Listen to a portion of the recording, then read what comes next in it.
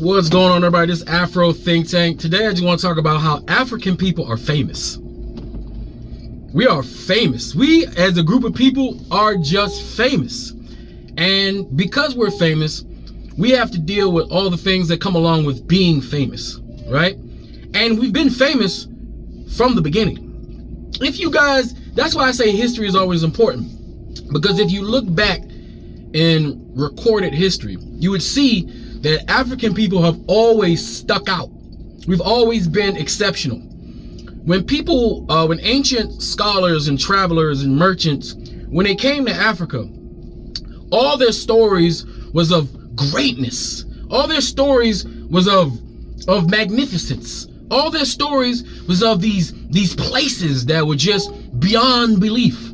All of them, right? So imagine, you know, some Asian merchant, you know, or in some Orient, we call them Arabs, but the Orient, you know, the people of the Orient, you know, the merchants coming into Africa to go down the trade routes to, you know, purchase, you know, goods, you know, from various different, you know, hubs, you know, and seeing cities, seeing governments, seeing standing armies, seeing massive archaeological structures, massive architecture, seeing paved roads. Just imagine what they saw, seeing books, scholars, universities in ancient times, right? We are famous. And like I say, famous people, you know, got to deal with famous people problems, right? That other people who are not famous don't really have to deal with, right? And when people are famous, they get hated on. I like to use LeBron James as an example, right? LeBron James is very, very famous, one of the most famous people in the world. And simply because he's famous, because of his physical abilities and his intelligence on the basketball court, people automatically hate on him, right? Now, from his perspective, he's doing his thing, he's performing to the best of his ability, but he gets unwarranted hate, right? And it doesn't actually make sense from his perspective. If you were him, he'd be like, why are these, you know, it just gets annoying, it gets taxing, it gets tiring to be hated on all the time, right? And that's on an individual level. Because people hate on LeBron because they can't be LeBron. They can't be 6'7" or whatever, how tall he is. They don't got $500 million or whatever like him. They're not as exceptional and physically capable as him, right? They don't have a solid family structure with very little controversy like him, right? So they find a way. We're going to find something on him because people can't measure up from their perspective, because they can't measure up to him. They have to look for a flaw in him so they can highlight that, so they can make themselves feel good, right? So what did they do with LeBron? What did they have for years?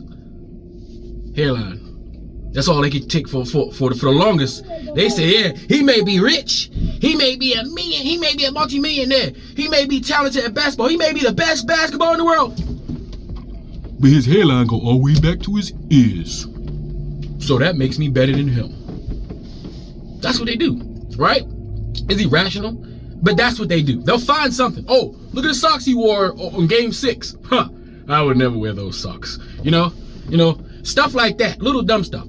So when African people who are famous, what are we famous for? Being the best warriors.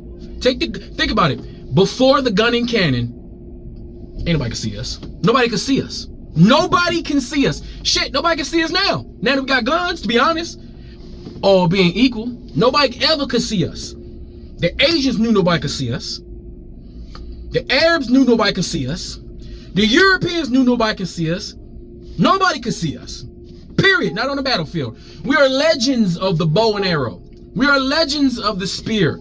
We are legends of the sword. We are legends of the battlefield. Period. We are legends at tactics.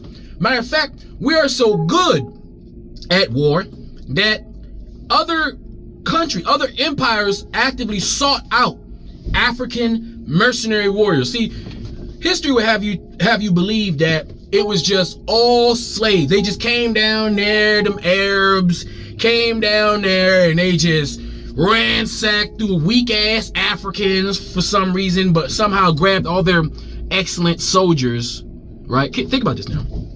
You're saying the Arabs, right? They needed warriors. So they went to Africa because they were weak and took their warriors, and their warriors just voluntarily fought for them? No, that's not what happened. What happened was we had a mercenary group. Just like right now we have private contractors, right? Private mercenaries, non-governmental warriors who get paid to go over there, right? The only difference between a military personnel and a private contractor is usually the government benefits. Let's just keep it real in liability and insurance. But, you know, it's the same thing it was back then as it was here. You have private mercenaries. A lot of those Afro-Arabs are the ancestors of the private African mercenaries who went to the Arabia and we got India too. Keep in mind, India, Great India, also kingdoms went down and procured African mercenaries. See, back then, the African was the greatest warrior on the planet. Can you imagine being an Arab? Now, let's keep it real, bro. You see the phenotypical size of Asians, Arabs, Europeans. All right. Now, you see their black, we physically, we just got it. We just, we twitch muscles faster. We run faster, stronger, everything on average, right? And so imagine being on a battlefield, all Indians, right? Let's just say all Indians, all right? Or what we call Indians or Asians. Imagine being on the battlefield and you got 20,000 of your guys and you about to go fight, the other king or the other, sheik or whatever, chief, whoever it was, right? You about to go fight the other guys. And you look over there, and you got everybody about 5'5", because the average height about 5'5" back then, right? 5'5", about 135 pounds, soaking wet. You got your shield and shit. You ready? You like, man, we about to go whoop some ass, right? And you look across the battlefield and you see all these goddamn 6'6", 200-pound beasts on the other side. Huh? 20,000 of them, black, with weapons you ain't never seen. Huh? What you gonna do? Come on, man. Come on. Think about it now. What happens when a black person get on the elevator with the equivalent white person or Asian person? They get scared. They like, I hope this dude don't do nothing. Right? What happens when you see 5 black people walk past 5 white people? Them white people instantly, unless they drunk, because they drunk, they want to get beat up by the black guy. So they're going to do something to get beat up because they like that shit. They enjoy it. It's weird. Right? But for the most part, if they not drunk and feeling brave, they're going to buckle down. Right? It's going to be alpha. It's in nature. No matter what we try to construct in our minds, right? Nature laws apply. That alpha male, and the alpha male, when we walk by, African men are alpha to all other men, period. Except for the Samoans. They alpha as shit. All right, I always give my props to the motherfucking Samoans. Them, I don't know how they got so big on that little ass island. I don't know. I think they more attached to black. And they are our cousins, so it makes sense. But I'm saying, we alpha. We always been alpha. The only thing that changed our alpha status was that fucking gun and cannon. As a matter of fact, Europeans couldn't do nothing without that gun and cannon. And let's stop calling the Mediterraneans Europeans, because the Mediterraneans never considered themselves Europeans. They looked at white people as separate from them. All right, Mediterraneans were the first group of the original Greeks, and before all that, they were black. We are the ones who gave Europeans their civilization via the Greeks. The Greeks, literally, all the people, white people, praise about the Greeks, because the Greeks and the Romans are the thing Europeans like to point at as their ancient history, as their accomplishment, as this is what Europeans did, and that's when they say all these scientists were invented. But the thing is, these scholars and scientists wrote down where they learned. You say they went to universities in Africa, right? All their stories was, I got all this from Africa. They had no problems, because back then there wasn't this thing called racism, right? They had this thing. They said every single Greek scholar said out their own mouth, wrote it down in papyrus, that they got everything that they know from Africa, because they spent years in Africa learning from the Africans all the things Europeans use for and say that they accomplish. Right? So we're famous for our intellect. So not only are we famous for our physical military prowess, we're famous for our military tactics and capabilities, right? We're famous for our intellect, right? Everybody knows we excel in all of those areas, right? Here's a funny part. North Africa, right? It's funny. Those Arabs who are not proud of their recent history, right? Because and they try to take credit for African accomplishments, right? Now, if the Greeks themselves were telling the world that these people were black African, Ethiopian, and Moorish people, we all know that. Blacks, black. They made stone, they articulated themselves very well, very clear. Black. How is it these Arabs think that they could possibly take credit for any of that? Because the Greeks knew what those Arabs were, right? The first Mexicans. I always call them first mixed people, right? That's what they were. The Arabs are a result of trade routes between Africans, Arabs, and Africans, Asians, and Europeans. That's why they don't have much history, because they really just a result of everybody else, right? But if you look at Africa, not even about 100 years ago, if you look at North Africa and Libya 100 years ago, the people were still black, right? And one thing they like to, the Arabs that don't like to be called Arabs in North Africans, they want to be called North Africans, but they're Arabs. Not only are they Arabs, but there was a massive influx of Europeans to North Africa.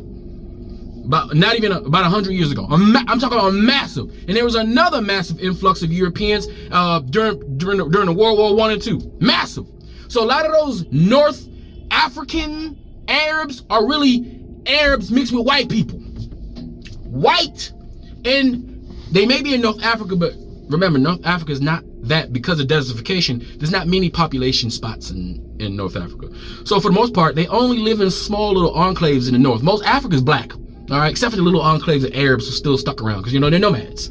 They just stopped moving when they got to Africa because there's shit there. They ain't have to move nowhere. They used to be in places where they ain't got shit, but now they went to a place where there was shit everywhere. They ain't have to move, so they stood there, right? Became North Africans, right? And then they mixed with the white people that integrated there, and now they're white people in North Africa, calling themselves North African, but they really Arab, mixed, mulatto, white. That's what they are, right? That's reality, right? But the ancients told you who they were. So everybody wants to be us, right? No matter where we go, we excel. No matter where you take the Yoruba and the Igbo, he's going to excel. Even if you enslave the Yoruba, the Igbo, and the Hausa, you can take him to another country. You can take his language away. You can try to take his culture away. You could break his family up. You can enslave him for 300-400 years in various countries all around the world without any possibility of him being able to get home, and he's still going to excel. You can't stop his natural capabilities, his natural inherent ability to excel intellectually and physically. That's why if you look at black people in combat, if you look at black people in every foreign military force in the world, we excel. We excel on the officer ranks because we have the military intellect, we have the tactical intellect, and we excel within the lower ranks because we have that physical warrior-like prowess when we dig into our lower vibration of war. When we get pushed to the point where we like, you know what? We're not going to be tolerant anymore. We're not going to turn the other cheek anymore. We're not going to be the most peaceful, docile, passive African no more. When we decide we're going to war and we just going to be like that, we're unstoppable. Everybody knows it. That's why they always try to oppress the black man's capability of being equal militarily. Because once we become equal militarily, they can't compete. And they know it. So it's conducive of other groups to make sure we never reach the level of military capability as them, because then they won't have the advantage. Why do you think it's so important in America, right? It's the only country besides Poland. Why do you think it's so important that white Americans have guns? You ever thought about that? Because while we willy-nilly as Americans, we inherently believe that we got the right to have these guns and these things and like that. And, you know, we just go along with it because we're Americans, right? But you ever really thought about why is it that they really just want to have these guns? It's because when that gun came along is when the white people all of a sudden had power. You take that gun away, that's equality. Because if you ain't got no gun, then all that shit you do, all that rah-rah, you got to do that shit in somebody else's face without any advantage. That means you got to back that shit up with your physical, innate, natural capabilities. And they just don't measure up. But with that gun, it just takes away. It doesn't matter how strong you can't block a bullet with your warrior-like prowess. And they figured that shit out real quick, right? And they even stole that shit from the Chinese. Chinese just want to shoot off fireworks and shit. That's all. They was trying to have a good time. Europeans want to go and kill thousands, millions of people with the shit. That's just how it turned out. But look, everybody's jealous of us. Think about it. They get mad at our hair. They try to downplay our hair because they try to measure up to us.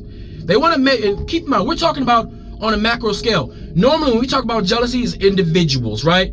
But you got individuals, right? Then you got like the macro, we got the body of the people. Just like you got personal self-esteem, you got group self-esteem, race self-esteem. As a body, as an overall body, what is the actual temperature and the measurement of a group of people's attitude towards themselves and their relationship with other people? Like, for example, Native Americans. Right now, Native Americans mentally are not in a good place because they are still what do you say? They got their whole land taken from them. They get disregarded. They get relegated to concentration camps that we call reservations. They get attacked inside and outside their reservations. Their women get disappeared all the time, right? And they get alcohol. They're not good with alcohol. Alcohol doesn't run in their system, right? So European American make sure that they have access to those type of, to alcohol, so that the men who are already, not feeling so good about, their situation, pacify themselves with alcohol, and then because they can't process alcohol very well, it further destroys their family structure, right? The same way they put drugs in black communities. But we know when Europeans do something, they will cut off their own arm, right? They will cut their arm off to hurt us. So everything they've done to other communities to hurt them, right? As far as societal, it has backfired and hurt them. And now they have to suffer for the side effects of all of the things that their forefathers did to oppress other groups, right? But the hate for African people is jealousy. It's always been jealousy. Why do you think they spend so much time telling us we ain't never accomplished anything? Think about the things that they told us, right? Really think about it. They told us that we ain't never done shit. We live in mud huts and we ain't never accomplished anything in society, which is literally the exact opposite of the actual truth. We are the builders and creators and originators of society and government and complex government and people or organization, right? So when you hate on the fact that that is the case, the opposite of that would be you live in mud huts and you ain't never accomplished anything in society. They have to tell us that because they don't want us to have group self-esteem and think about that, right? So they want us to think about this. They tell us that we stupid, we can't read, we don't have the capability of learning and we don't have the capability of understanding complex things, right? They tell us this, right? Because they know that the truth is the complete opposite. That we are the creators of math, of geometry, of trigonometry, of all the different disciplines that we use today to advance as human beings. With proof, right? And evidence from other groups of people who were inspired and taught by the very same Africans that they say never do shit, right? Right? And the mud huts, right? We live in mud huts. Everybody lives in mud huts, okay? You either live in a mud hut, or you live in a goddamn timber hut, or you live in a rock hut. All right, let's just keep it real, right? But architecture-wise, we all have the greatest architecture on the planet. African people are credited with the greatest architecture on the planet. There is no group of people who's ever accomplished what we have accomplished architecture-wise, right? In ancient times. We got shit that we built back in the day that they can't even build today with all this modern technology. That's how intelligent we are and how talented we are as architects. And we ain't just talking about Egypt, right? We talking about Nubia. We talking about South Africa, Central Africa, West Africa. We talking about North Africa, Black North Africa. We talking about the whole Africa, including things we ain't discovered. And we still only hit the tip of the iceberg because now it doesn't behoove a lot of these other groups to send their archaeologists and all that stuff over to discover that type of stuff, because it only proves that all the things that these people that they try to say are not black, all these people who built, you can't deny that they black, that they built all this stuff. They don't want to discover it, because if they discover it, then they got to say, damn, look, here's some more shit than black people done made. Look at Europe. What does Europe have? First of all, when you say ancient Europe, what does that mean? When you say ancient Europe, are there white people there? Because they just got there, right? So when you look at ancient Europe, what do they have there? What grand accomplishments do ancient Europeans have? other than those couple rocks that's standing up in a circle? Tell me, point at something in Europe, point at something in the Caucasus Mountains, point me somewhere in Indo-Europe other than the Indus Valley, and where the Indians are, and all, other than that, because those are not white people. All right, we're talking about Europeans. Point me somewhere in Europe where the ancient people built massive structures that can't even be explained to this day. Complicated structures that can't be explained. You can't, because they spent all that time killing each other. That's why they're so good at it. Killing each other in various different ways. You know, Europeans kill each other a lot, as we can see now, right? That's what they do. Pastime is killing each other. Baseball and killing each other, right? They don't have anything, right? Think about movies, right? Let's look at movies. When Europe does their history, it's always mixed with fantasy, right? Like King Arthur. They would have you believe that King Arthur was real, that all that shit was real. That's all fake. They made that shit up, right? They say it's inspired by a couple kings, but they made that shit up. All their shit is fantasy, Middle Earth type shit, right? Middle Earth type shit where they take the stories of merchants who traveled to Africa and came back and told grand stories about all these amazing, different, multicultural, multinational people who were giants, 6'6", 7 foot tall, 4 foot tall, beautiful trinkets and all sorts of diverse looking people. When they went to Africa, they came back to Europe and they told these grand stories to their Europeans. That's where the fantasy of Middle Earth, and where the Europeans, what do you call it? What do you call it when you make shit up? I mean, their imagination, right, just went crazy. This alien place that's on this planet, right, that only a few people who travel for goods and services got to talk about. That's where they get their shit from. All their stories. That's why you look at all of their movies when they make shit. For some reason, all the aliens or the ones that get marginalized, like Avatar, they look so African. They figure they can just paint them a different color, call them a different name, but you can see it. You be like, come on, bro. Y'all got the trick, that's from that tribe, or that's from that tribe, or they're wearing the patterns of this tribe, or this. And then another thing, the word tribe. Europeans have tribes, but when they say African tribes, the reason why they like to say tribes so much, but they say European kingdoms, is because when they say tribe, the word tribe has already been loaded over time in America. Because if you look at Disney, they got that vault locked. When they say the word tribe, they want you to think of a man standing in loincloth with a spear and just everybody just like that. They want you to think a simple-minded, like Neolithic African when they think tribe. They want you to think about damn near a Neanderthal, a Homo sapien tribe. They want you to think of all Africa. They was just doing that. One spear, right?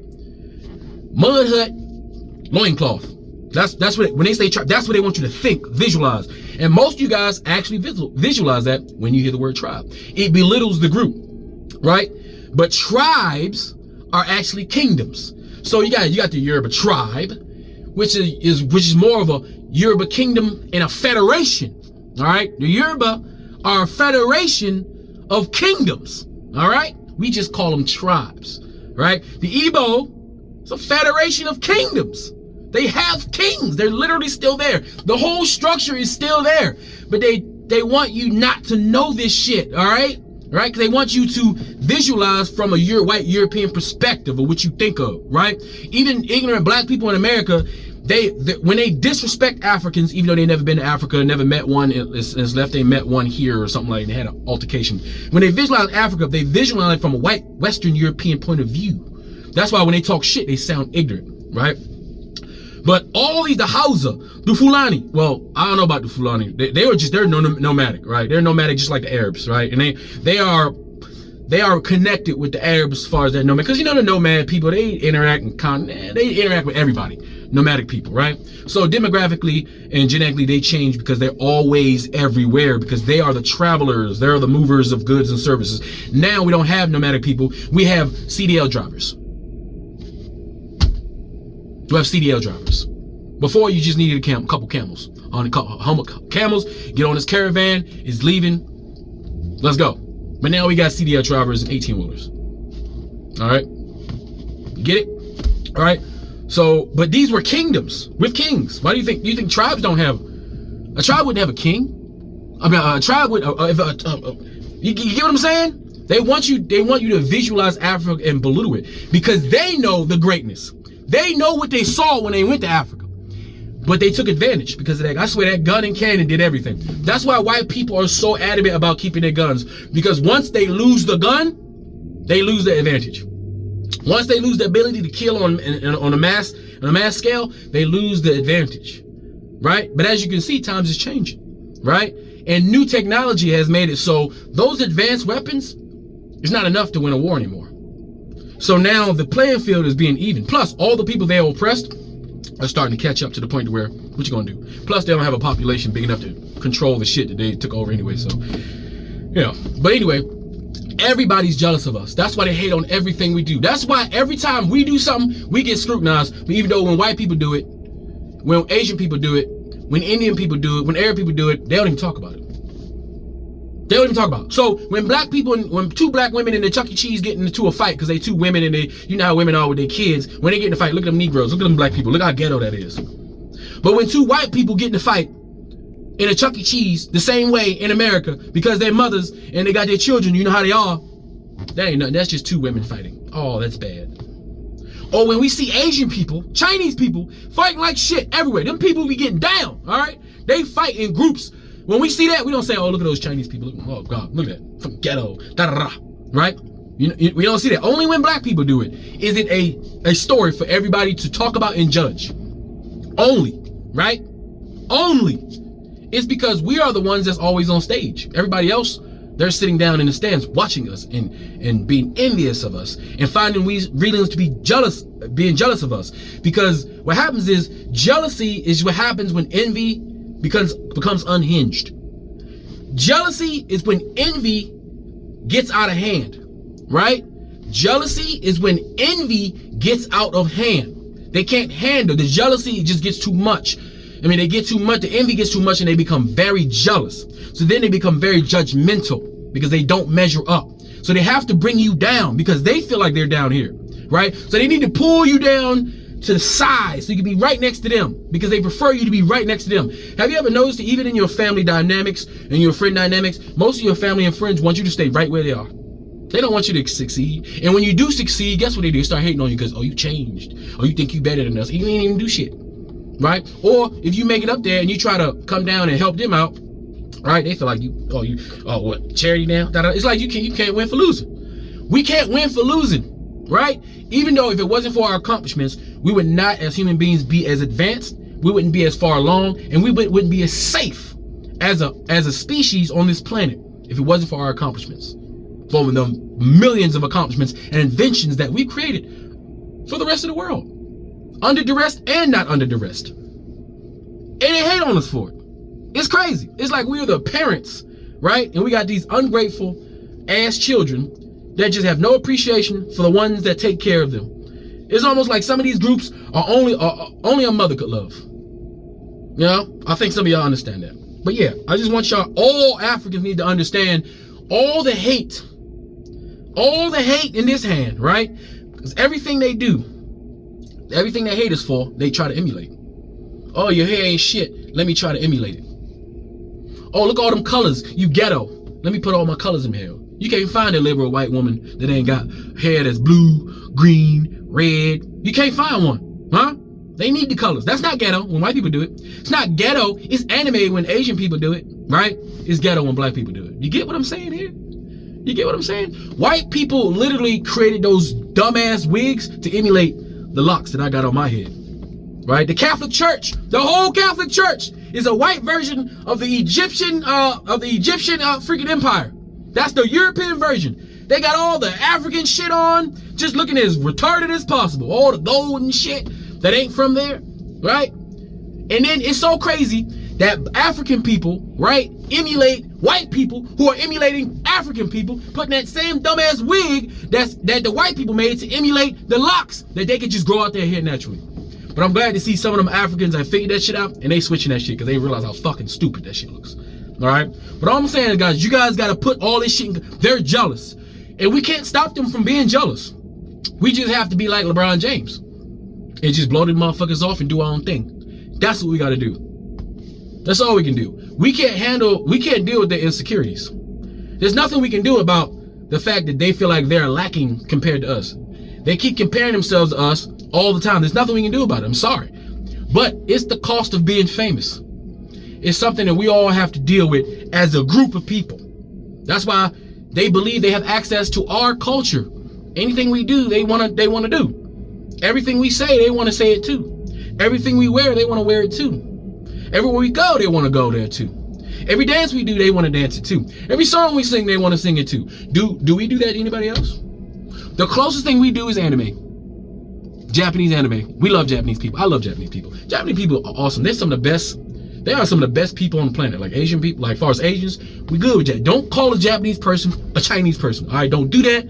You about to get in a fight. All right, don't do it. Chinese people are awesome. All right, I mean Japanese people are awesome. Okay, and we love their culture. And Japanese culture is oddly similar to Yoruba culture. If you look at Japanese culture and the Yoruba culture, they're damn near the same. Even their languages, the words, it's crazy.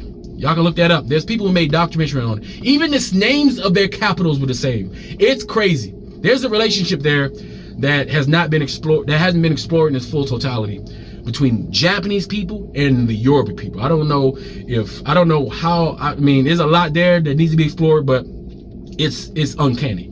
But anyway, I want you guys to walk about your lives and understand that there are things we cannot control because of the jealousies of other groups, right? And you as an African need to be proud and keep your head up and never let any other group of people think they can come into your circle with your people and judge you for the things that you do as if they don't do shit. Because we can easily look at South America.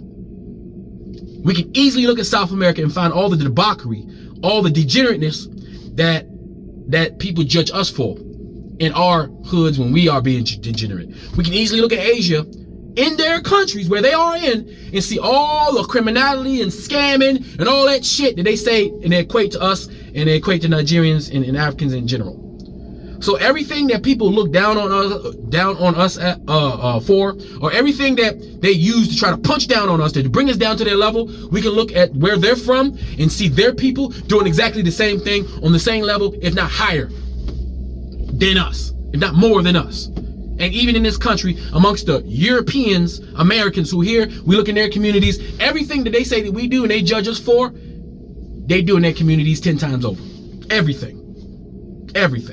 All right, so keep that shit in mind, because at the end of the day, it ain't nothing but jealousy. That's all I got to say. It's Afro Think Tank. Learn something, teach something. I'm out.